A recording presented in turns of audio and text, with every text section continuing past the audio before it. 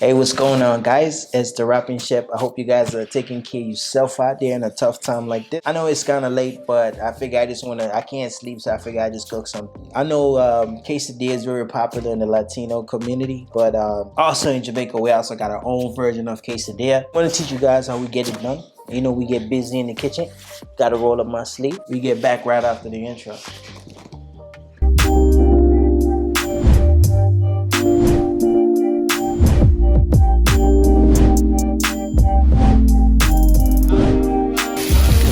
For starters, we're gonna start off with a preparation. It's a very easy dish. Like I said, we have onions, peppers, mushrooms, tortilla wrap, and we got chicken breast. That's all we really need, and a little tomato sauce, because that's how we do it. And also, we got some cheese. We got a mixture. We got cheddar cheese and a little bit of mozzarella cheese. So yo, let's get busy. Let's get our hands dirty right now.